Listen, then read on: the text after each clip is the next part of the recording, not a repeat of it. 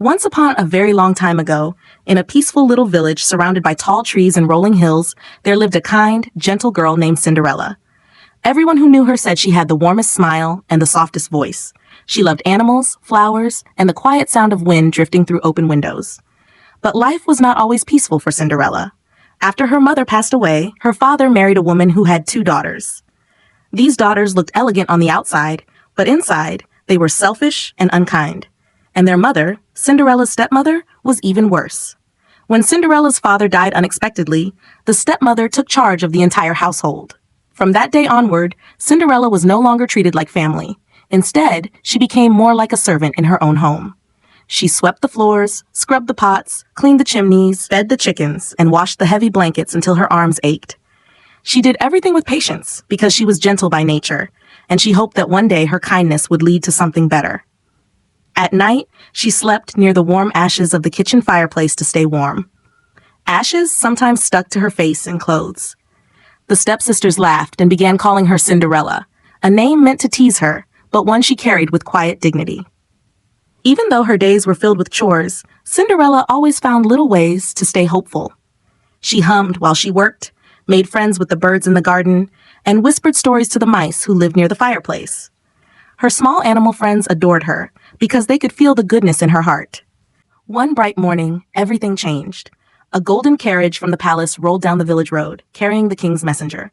The messenger held a shiny trumpet and a scroll sealed with the royal crest. When he arrived in front of every house, he announced loudly, "By order of the king, there will be a grand royal ball. Every young lady in the kingdom is invited. The prince will choose a bride." This news made the entire village burst with excitement, especially Cinderella's stepsisters. They squealed, shouted, and argued over dresses, shoes, and hairstyles. "We must be the most beautiful girls at the ball," they cried. Their mother clapped her hands sharply. "Cinderella, fetch my sewing basket. Clean the sewing room. Press these fabrics. Polish our shoes." Cinderella hurried to prepare everything. She helped stitch glittering ribbons, ironed delicate gowns, and braided her sister's hair. She did it all kindly, even though they pushed her, scolded her, and called her slow.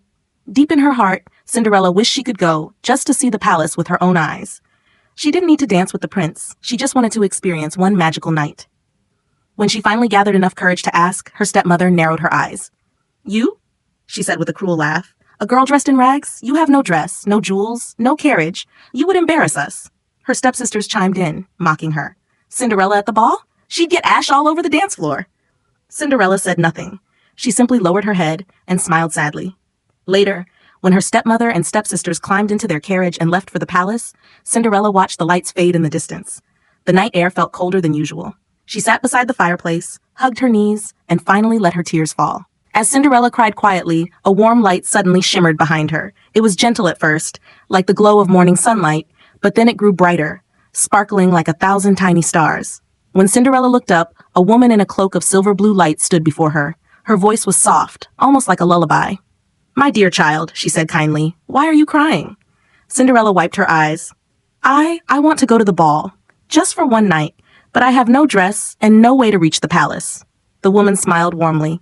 "I am your fairy godmother, and tonight your wish will come true." With a graceful flick of her wand, magic swirled in the air like tiny floating feathers. "Now," she said, "we must prepare you." The fairy godmother led Cinderella outside to the garden, where the moon shone softly on the dew-covered grass. "First," the fairy godmother said, "we need a carriage." She pointed her glowing wand at a large bright pumpkin. Poof! It transformed into a gleaming golden carriage. Next, she tapped 4 mice who lived in the kitchen. Poof! They grew into strong white horses, their manes shimmering with silver sparkles. Finally, she turned to Cinderella and said gently, "Close your eyes, my dear." Cinderella obeyed, and when the fairy godmother tapped her with the wand, warm light wrapped around her like a blanket. When Cinderella opened her eyes, she gasped. Her old ragged clothes had vanished. Cinderella felt her heart flutter with joy. "Oh, thank you so much," she whispered. The fairy godmother smiled, but her voice turned serious. "One thing, my dear.